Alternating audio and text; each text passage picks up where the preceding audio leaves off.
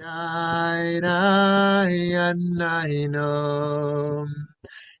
nai nai noi, hi hi hi rom, hi hi hi rom. Hiri nai nai nai nai nai nai nai nom, hi nai nai nai nai nai nai yum. Hi nai nai nai nai nai num. Hi nai nai nai nai num. Shalom, shalom, wonderful friends. It's great to be with you today. Thank you for joining us. And for those that we saw at Rabbi Bookdal last night, it was great to be with you in person or on Zoom. And today we are, I prefer the heartfelt psychology sessions, but today is a little more heady than usual on language. But maybe we'll find some heart in here also. So let's start. Before we do a poll, let's start with the first opening text. I think this is an obvious text for the conversation of language. This is where it really begins in the Torah, the Migdal Bavel, the Tower of Babel. So just to remind us of the story here, everyone on earth had the same language and the same words. And as they migrated from the east, they came upon a valley in the land of Shinar and settled there. They said to one another, "Come, let us make bricks and burn them hard. Brick serve them as stone, bitumen serve them as mortar." And they said, "Come, let us build us a tower, and a tower with its top in the sky to make a name for ourselves, else we shall be scattered all over the world." The Lord came down to look at the city and tower that man had built. And the Lord said, "If as one people with one language for all, this is how they've begun to act, then nothing that they may propose to do will be out of their reach. Let us then go down and confound their speech there, so that they shall not understand one another's speech." Thus the Lord scattered them from there over the face of the whole earth, and they stopped building the city.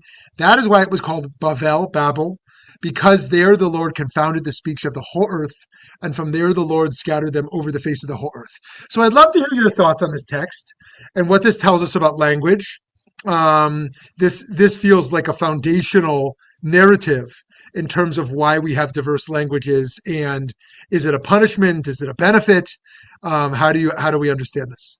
So who wants to share a thought here? Thought or question? Yes, Sarah. I was just talking about it last night, that any word is just a symbol, and what we assign to any given word is the meaning that any one of us may have learned or may surmise or may make up in our own minds. And I see that so much when I see all the new language that comes out of young people, and it's like, what does that mean? You mean what? And so I also see the same thing with Hebrew, and that you've got the root, but what it ultimately means is how you take it apart, how do you put it together, how you wrap your head around it. So I see this as related to all of that, that it's simply, words are symbols of something, but we don't know what that is. Great. Love it. Thank you, Sarah. Ken, did I see a hand go up from you? Yes, please. You did. I'm going to look at this from a different entry point than Sarah. The separation of people into their ethnic groups, their languages, has allowed us all to think of us as separate and as different, and actually has almost forced us to think of ourselves as different. And it has been one of the chief sources of conflict among men, and one of the things that has caused the most destruction in the world. So that's I believe the creation of a of all these different places has been one of the horrific things of the history of man. Mm-hmm. Yep. Today, I think we are in a place, where we have come to learn how to speak each other's languages. And in some ways, English, for many people, has become the universal language, because it's the language of commerce now and the language of science, and it's the way that everybody does get to speak to one another, and it at least allows us the possibility, especially now that we have computers that do translations, of us to actually speak to one another in a way that we can actually understand one another. But I think Sarah is still right. Words have the meaning that we ascribe to them, and it makes a big difference that whether you've learned a language, as a child and have grown up with it and it is your natural language, or if you've come to learn it later in life and are learning it as a scientific thing, and you don't have the connotations that people who've learned the language naturally have. So Great. that's Okay, me. awesome. Thank you, Ken. All right, let's go to Gary, then David, and then we'll move on. Good morning, everyone from Atlanta, where it's cold and rainy.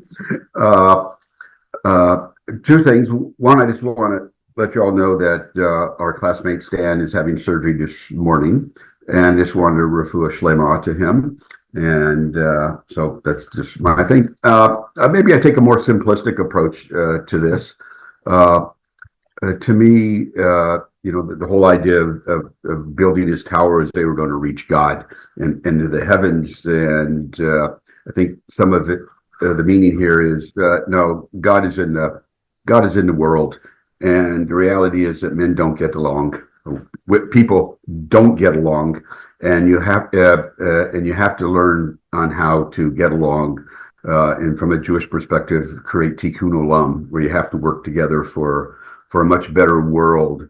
Though we may speak different languages and have different theologies, that we have to find a commonality among all of us to make the world work. Great, Gary. Awesome. Thank you. Okay, hi, David.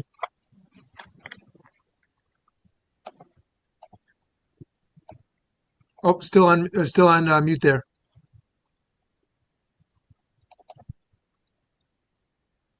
Okay, can you hear me? Yes. Yeah. Still cold and snowy in St. Louis, and it's there are still universal languages like music, getting back to the heart idea, and also just body language and if one human is encountering another human, there's so many ways that we truly speak the same language. It's just this thing coming out of our mouths that's a little bit different. That's all. Awesome. Thank you so much. Snowy, icy Indiana. Sarah, is that where you live in Indiana? Oh, how come I never knew that? Wow. Okay, cool. All right, good. Good to know we have Indiana represented each week. All right. So, friends, let's start with a poll question here. I guess we've already started, but just to, Bloomington, very cool. Different languages. One, it would be best if everyone in the world just spoke one language so we could better understand each other. Based on what some people shared that seemed to be of interest, it's best to have different languages because it's important for cultures and diversity. Based on what others shared that sounded of interest, ideally everyone would speak multiple languages. 33% think it's better we all spoke one language. 33% think it's better for diversity we have different languages. 33% think ideally everyone would speak multiple languages. I always wonder if our sample size here influences, like if we if we polled the whole country, would we get the same results? All right, very cool. All right, here we go. So, are human values at the core fundamentally universal and only divided by specific language and expression? Should behavior only be determined as ethical if one acts according to universal principles and not selectively out of self-interest? Noam Chomsky, you probably didn't know we were going to focus on him today, was born in 1928 to Jewish immigrants, both of whom were active in their local religious community in Philadelphia and believed strongly in the importance of education.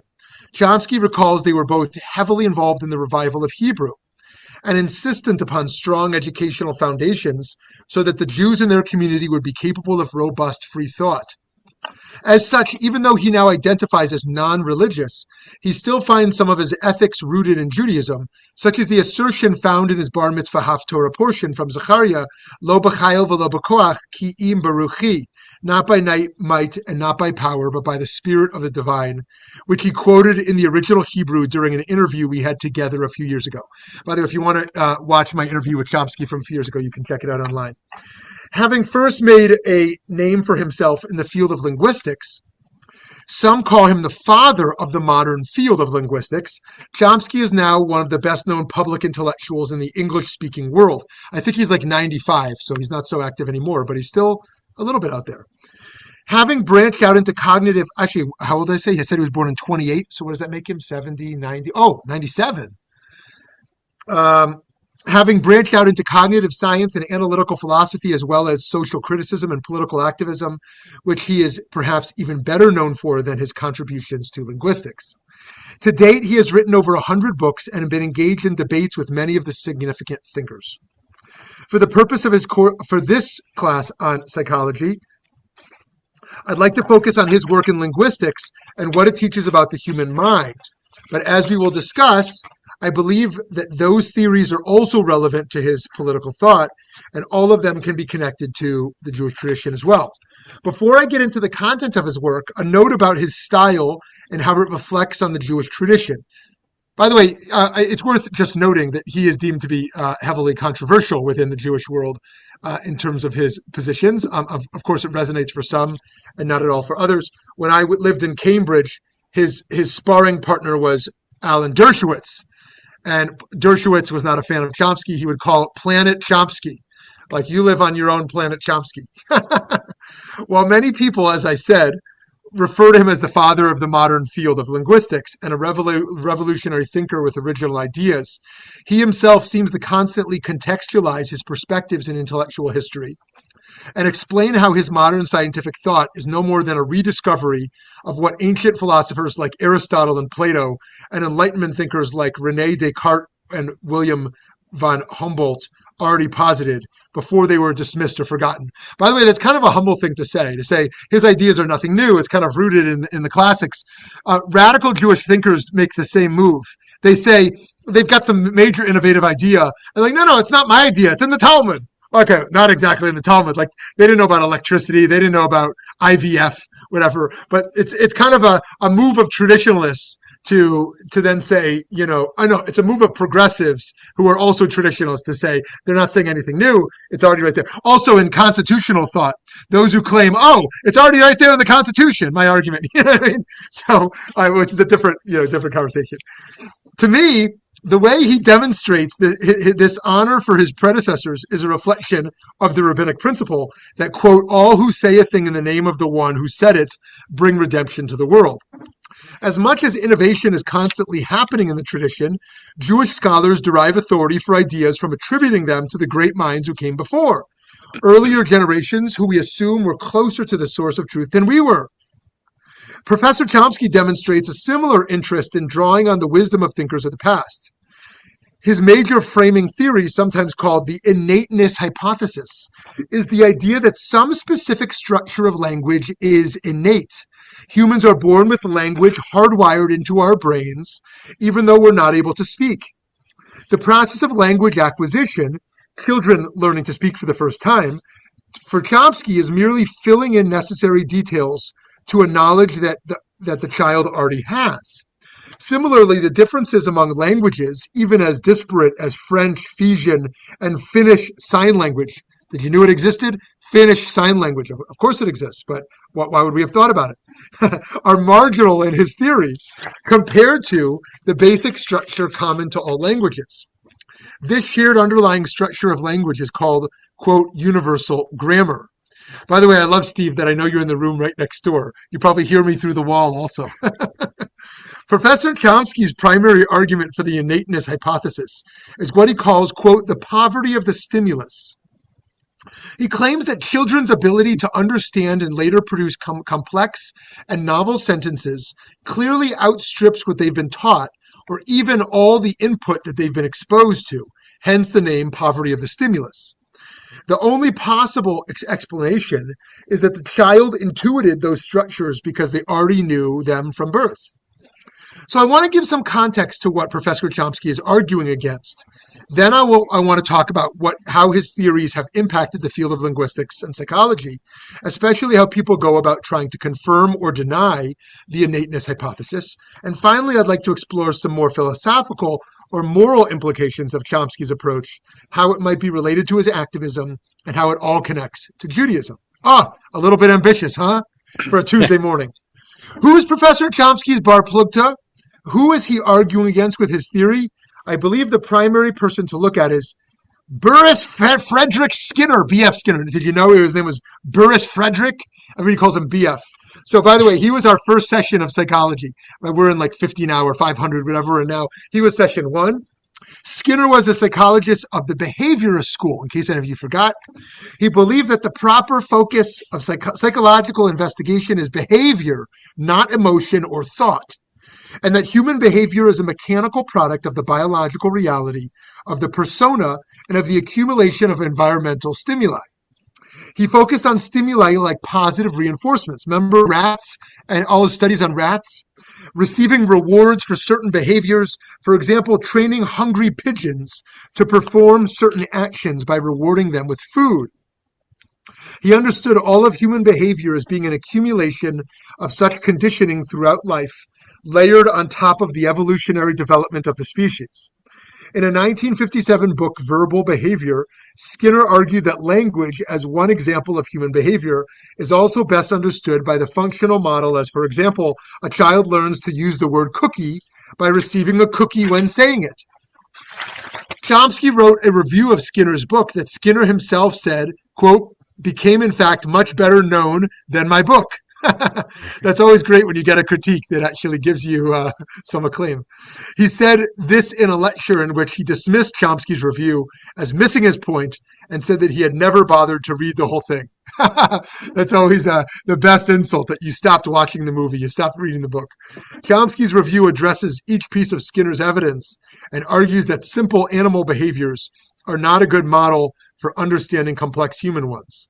Chomsky writes, anyone who seriously approaches the study of linguistic behavior, whether linguist, psychologist, or philosopher, must quickly become aware of the enormous difficulty of stating a problem which will define the area of his investigations, and which will not be either completely trivial or hopelessly beyond the range of present-day understanding and technique. In selecting functional analysis as his problem, Skinner has set himself a task of the latter type. By the way, I always find it so intense how people critique each other's works. I once met a scholar who she said when she was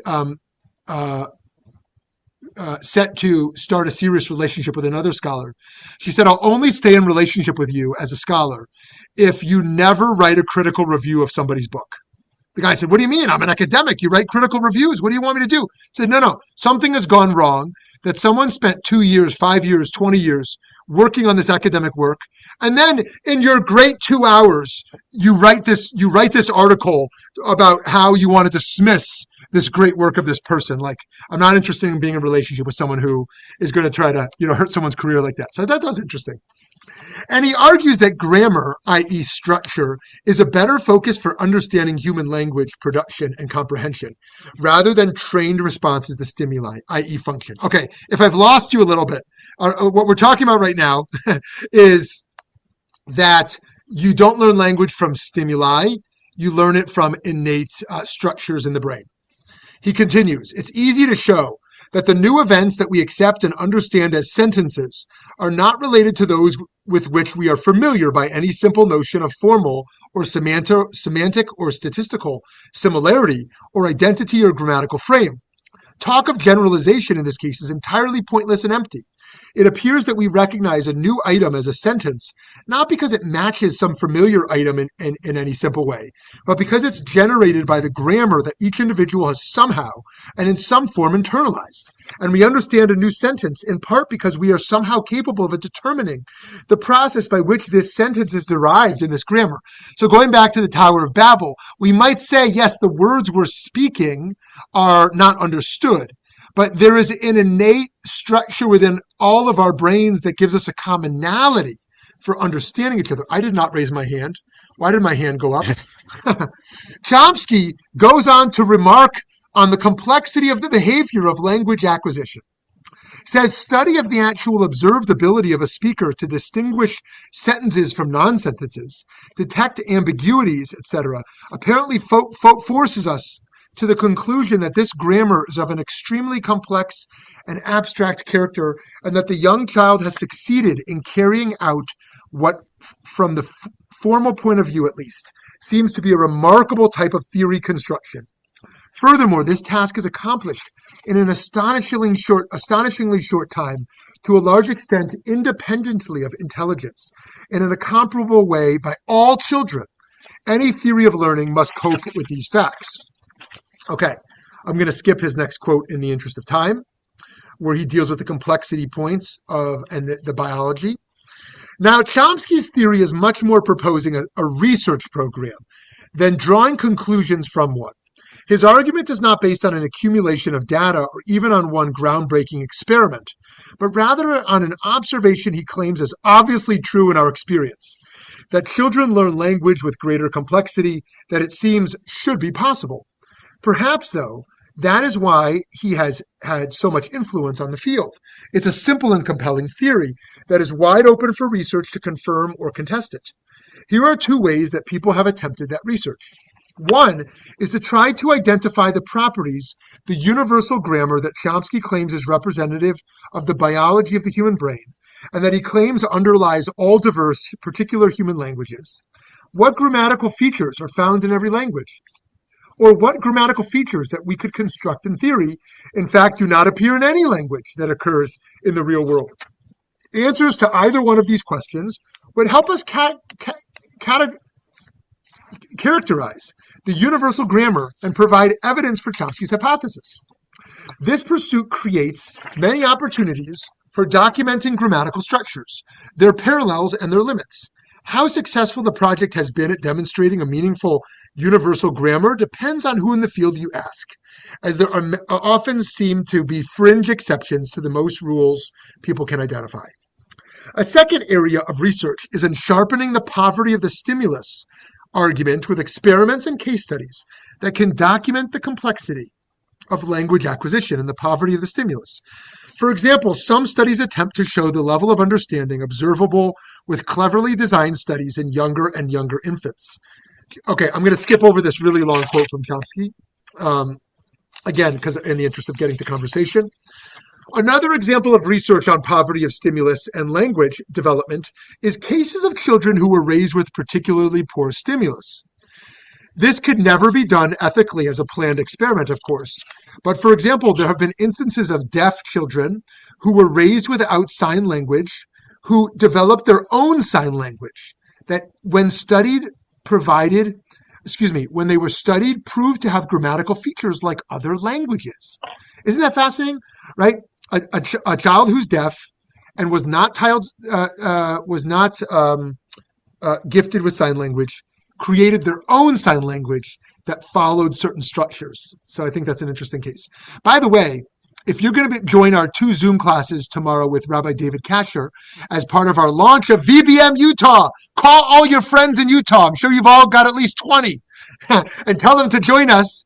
And if you join on Zoom, or if you want to fly like I am to Utah to learn with Rabbi David Kasher, you'll know that he is raised by 2 parents who are deaf. And I've asked him many times how it influences life. By the way, his brother's a famous comedian, Moshe Kasher. If you look him up, he's a little bit on the unclean side. That's why. But David Kasher is on the clean side. Don't worry, VBM. We're keeping it rated G tomorrow. But they were raised by parents who were deaf, and I would have thought he'd be a radically different person based upon this reality, growing up speaking sign language at home as a person who can speak. But he says, no, what do you mean? It's just a language. It's just another language you speak, So Noam Chomsky does not, of course, deny that there are differences among languages. But he insists that the essence of human language is shared among everyone. By looking at a Mishnah in the tractate Sanhedrin, we can see how this emphasis on the universal translates into a moral conception of justice. While discussing how to warn witnesses in a capital case of the gravity of their role and the vitality of them performing it justly and properly, the Mishnah departs into a discussion of the early stories of the book of Genesis. Such diversions into narrative discussions are characteristic of the Talmud, but they stand out much more in the flow of the Mishnah. Right? The Gemara does a lot of tangents, but the Mishnah tends to stay more focused. It's kind of like those of you who are age 60 and up, you know how to focus, unlike those Americans under age 60 who have a attention span of a goldfish. Right? The Mishnah wonders why Adam was created alone and gives several answers one after another. First, Adam was created alone in order to teach you that anyone who destroys one life, it is as though they have killed an entire world. And anyone who saves one life, it is as if they have saved an entire world. By the way, when you're trying to build bridges with Muslims, you can talk about how that idea to save a life is to save a world is not only in the Talmud, but it's also in the Quran. Apparently, because, as with Adam, an entire world of people can come from one human being. Second, for the sake of peace, so that a person cannot say to their fellow, my father is greater than your father, right? None of us can claim ethnic superiority because we all come from one person, right? We all have the same father, so to speak, because ultimately we all come from the same lineage. The third reason they give this story is so that non-believers, so to speak, do not have a reason to say that there are multiple authorities in the heavens, lest we say one God made one family of people and a different God made a different family of people. You should know there's only one family of people. And finally, to show the greatness of the divine, because with a person, if they use one mold to cast many coins, all the coins look the same. But God created many people out of one original person, and look at how wondrously diverse humanity is. Right? Yeah, I mean, I guess you could say the same thing about a parent who has children who end up radically different. How cool is that they were raised in the same home and ended up so different? And that's certainly my case. My brother and I are remarkably different, and certainly he's come out better than I. But also with my own kids as well. But yes, how cool is it that one coin was made, but from that first coin, all human diversity emerged from it. Setting aside the theological beliefs and remembering that in traditional Jewish literature, languages is often used as a parallel for nations, we can see how this Mishnah bridges between Chomsky's notion of a universal grammar and his critiques and prescriptions with regards to political power. Chomsky holds that the ethical standards that an actor applies to himself should be the same as he is willing to see all other actors in a system act out, and that he should in practice allow them to act out. He argues that we engage in elaborate rhetorical choreography to justify a lopsided view of justice, whether in our favor or to the disadvantage of others. He says that so he's a great critic of American politics and government. He says that the American political system, for example, is chiefly concerned with preserving the financial interests of corporations, and as such, the options that voters are given at the ballot box are largely superficial. Instead of, right, we've convinced ourselves that Democrats and Republicans are totally opposites, right? He says that's part of an illusion, the illusion that we actually have a choice, but both of them are part of the same deception. Instead of being presented substantive options, political discourse tends to obsess about language and small details. Right? I'm pro-life and you're pro-choice and I'm this and right. And of course there's real differences there. But he says these languages, if you look at the policy differences on taxation, it's a minor few percent differences of what both actually want to propose. It's just a distraction, he says, rather than focus on the matters that deeply address our national pursuits, right? Or he says it's unclear, Democrats or Republicans, who's really the hawk and who's not. I mean, President Trump in the first administration didn't start any wars. And if you look at some of the Democrats, they started many wars. So he says it used to be a liberal was a dove and a conservative was a hawk, but actually that's not always the case if you look historically. Globally and historically, Chomsky claims the ruling class limits the political options of democracy by concocting language to define their financial interests as a moral baseline that is unquestionably legitimate.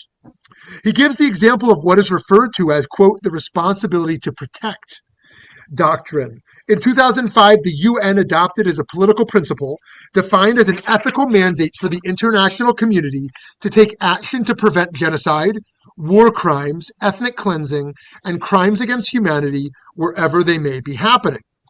Chomsky agrees with the goal of the doctrine, but he argues that the language adopted by the UN is too vague and inscrutable to be clearly actionable. Meanwhile, whatever actions are taken in pursuit of it are given the appearance of being morally cleansed in public imagination. NATO's bombing of Serbia in 1999 was billed as a way of mediating the crisis in Kosovo, but this contrasts significantly with what the average person typically imagines humanitarian intervention to be, like feeding starving children. Right? When do we view feeding starving children as humanitarian relief? When do we view bombing the oppressor as humanitarian relief? Furthermore, why would the responsibility to protect be invoked to legitimate intervention in Serbia, but not in similar or worse crises in Africa? Where and when the international community chooses to act in the name of humanitarianism, it is often the case, Chomsky argues, that it does so only to protect its financial interests.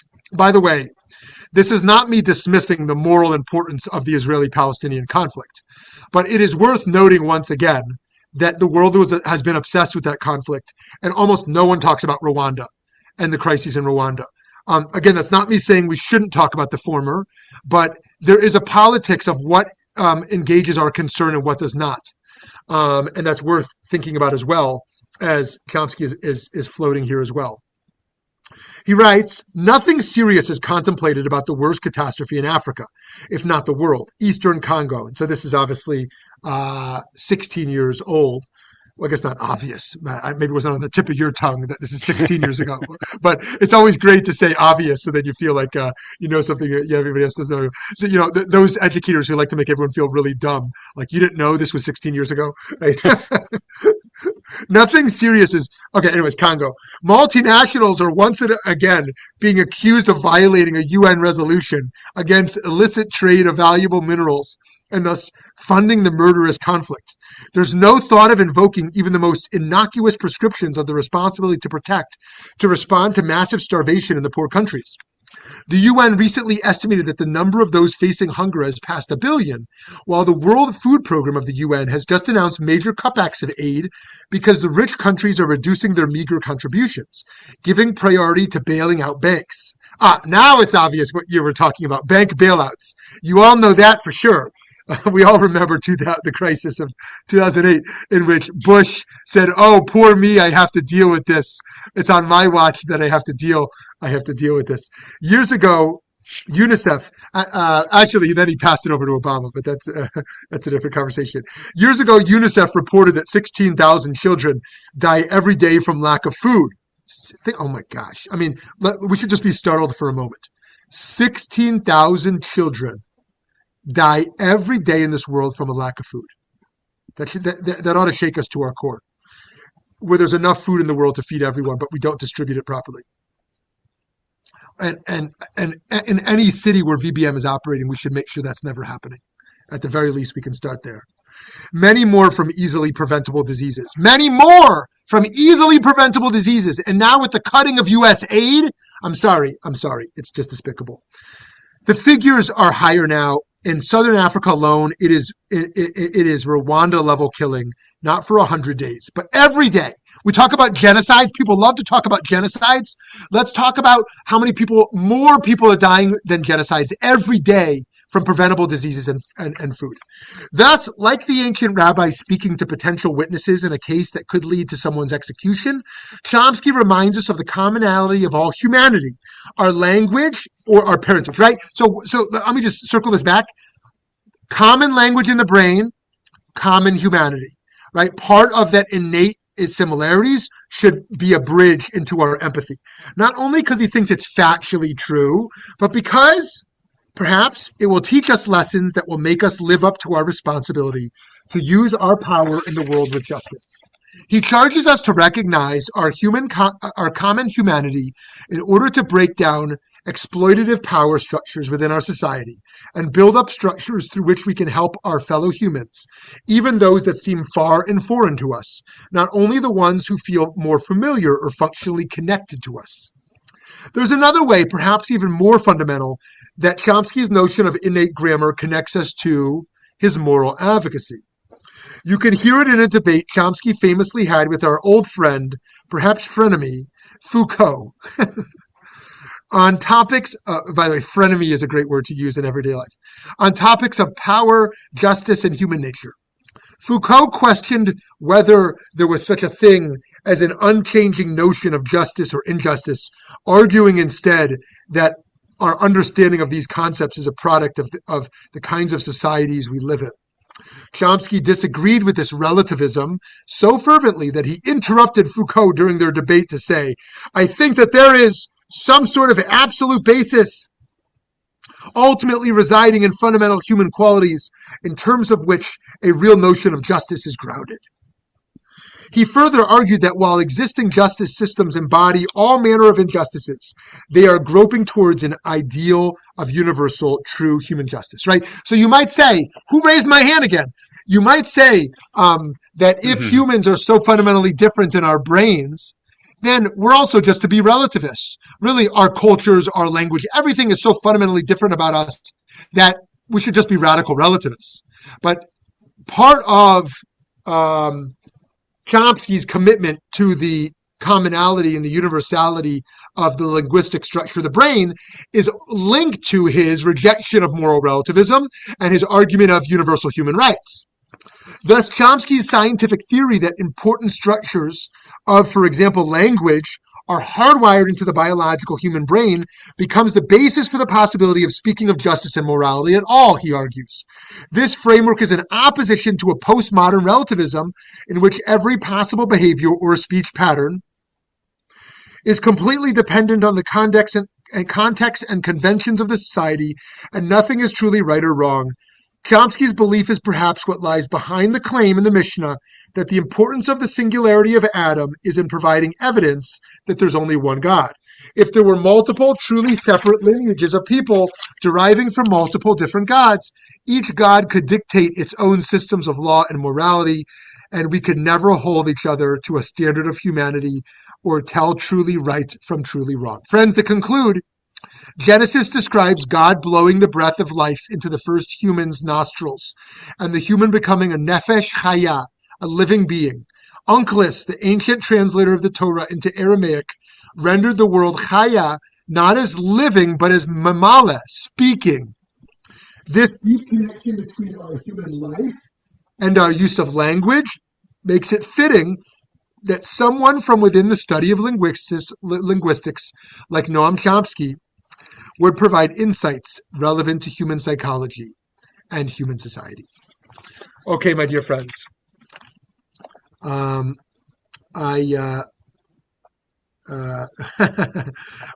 would love to hear from you on anything, really on anything, because we've opened up a whole bunch of cans here. Yeah, hi, Ken. I do think the point you made at the end there, I think, is the crucial one of how, by studying language, he really does go back to first biblical principles of the commonality of man, of having one father of all of us, and that we are all related. And that also led to his view of morality and his political views all come, I think, from that same basic understanding that we are all one, and that we need to treat each other as though we were all one, and that there is not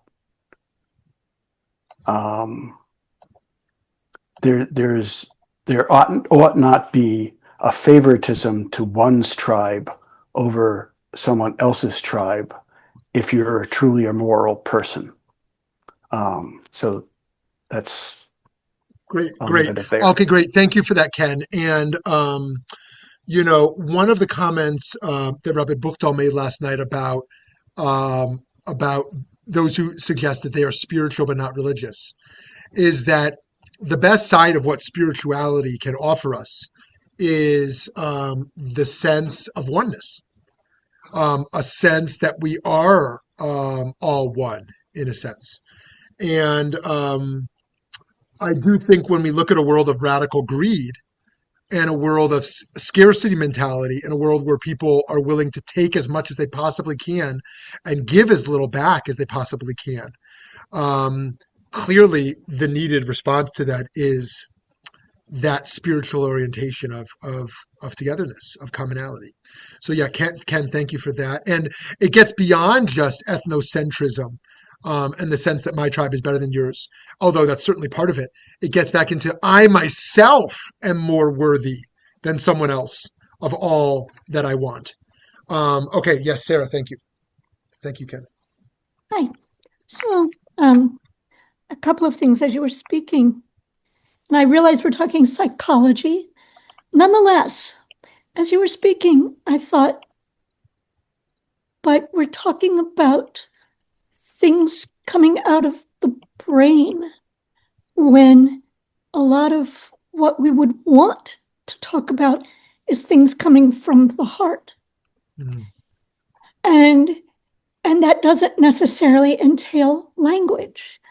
I think about how a dog, for instance, can show such deep empathy just in a look.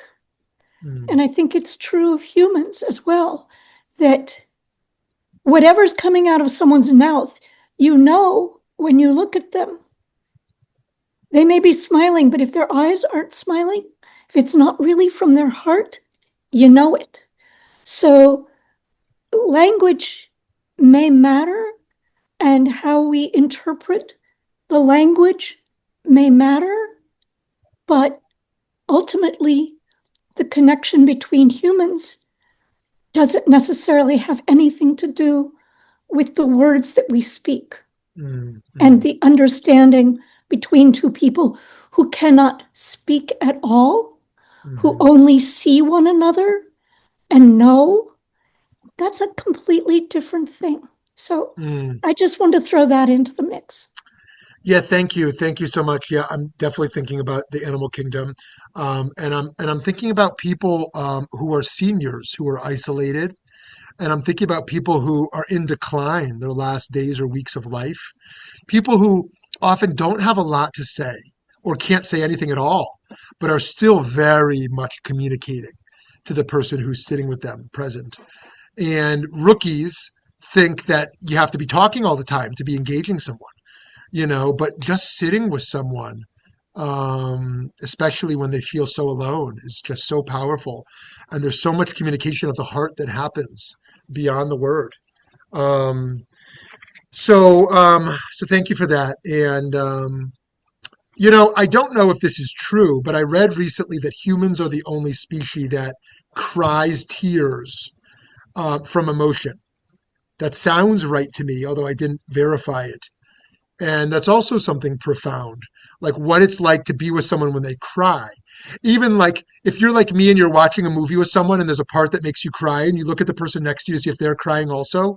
I don't know why we do that. I assume everyone does that. I always do that. My kids do that because they don't cry at movies yet. I mean, my daughter, if there's an animal being hurt, she cries instantaneously. But aside from that, I'm a big crier. Like the smallest thing happens in a movie and I'm just like sobbing, the whole movie theater can't hear anything anymore. I'm like, but there's something very connecting about crying together. And so I think that's why I'm looking to see if someone else is crying, because there's something very deep about seeing this physical manifestation, just like a smile is so powerful and connecting. Seeing someone else's tears along with your tears is so deeply connecting. So, okay, Steve, we don't normally get to hear from you, so I'm going to call on you, even though your hand is not up yet. I was crying with laughter listening to you talk about crying. Couple of things. I tend to be on the very quiet side, and yet I feel like I am communicating, maybe not through language, but through action.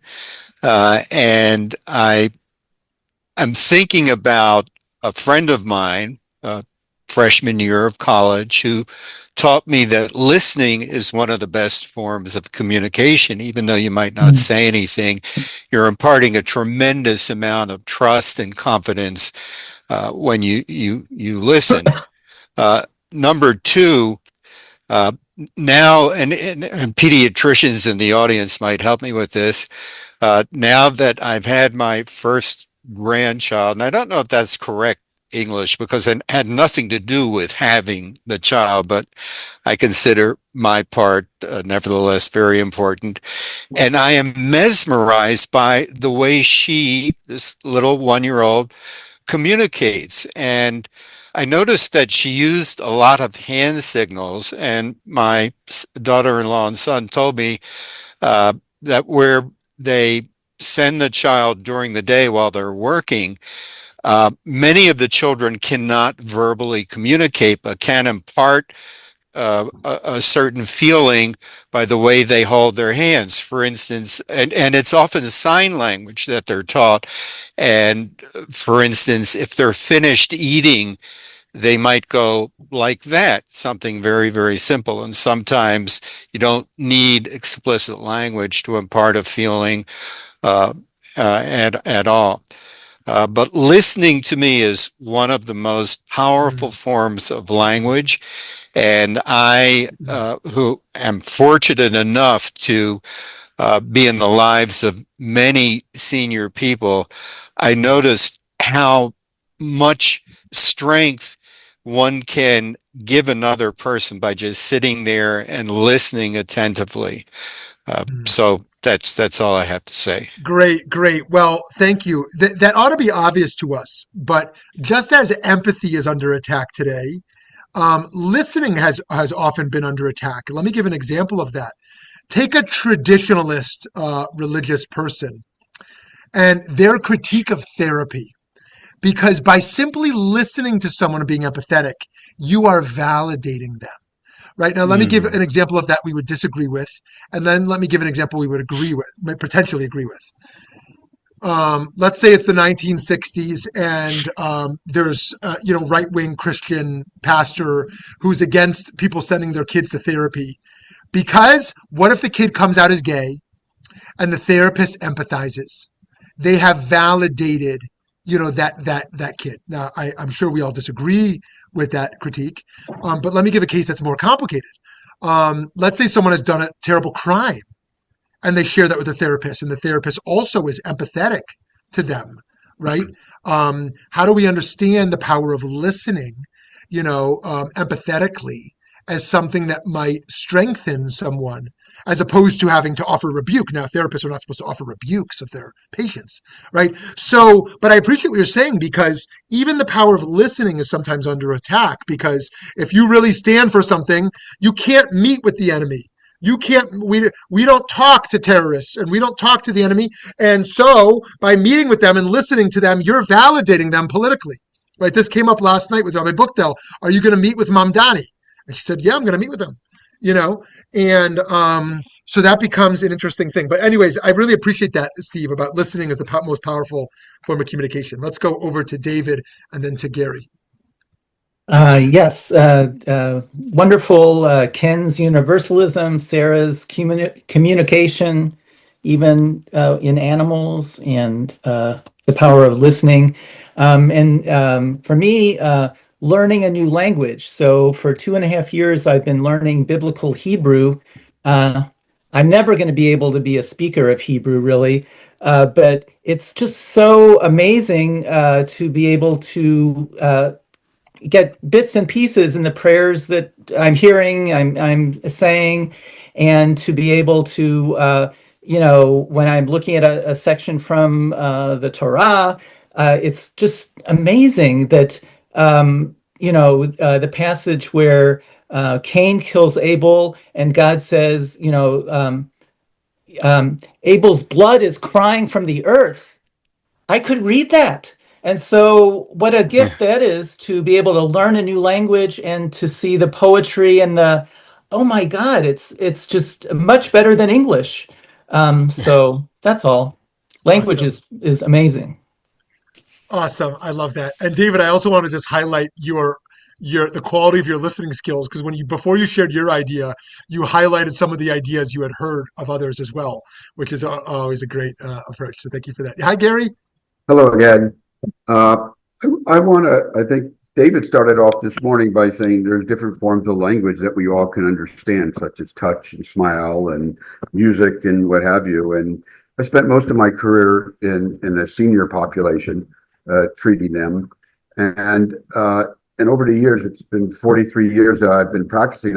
I've noticed a big change in society as well as healthcare givers that because this whole idea of touching people in public or touching people in general has become this like negative connotation. I have my personal space. Don't invade my personal space. And I see that with the residents and the fellows. They're just scared to touch people. They don't want to touch people. And of course, I'm in my 70s, so they're 40 years younger than I am. But the need to go through patients very quickly has just made healthcare less holistic. WHOLES. We're so defined on their particular issue that they come in with, and not be able to listen or touch them. And I'm sure Sarah, who's been a healthcare provider for many years, that many times they just want somebody to listen to them. They don't want to respond. You don't have, they know we don't have the answers, but sometimes just listening, touching their hand or hugging them during or after an appointment is sometimes the best thing that we can do as healthcare providers. And if we go back historically, I mean, what did healthcare providers do? It was touching. Touching was the magic thing that we did. We touched people long before I was ever born, and probably all of us. But we've kind of lost that touch. So I think language is more than just Spanish and English and what have you. We can communicate many other ways to show our empathy for them. Thank you, Gary, for that. And one of the challenges in healthcare now that I'm sure we've all noticed is the needs for documentation and how providers are often looking at screens in meetings with their patients and not at the actual patient. And that's not a critique of anyone. I don't know how the system works and what's demanded, but I noticed that my doctor often now when he's talking to me, he's typing. He's Oh, not talking to yeah. me, and so that's kind of an extra level of challenge. So anyways, I appreciate all these points so much. Before we conclude, I just want to give out give a little shout out to my colleague Carrie Bernstein, who masterfully manages these classes every week.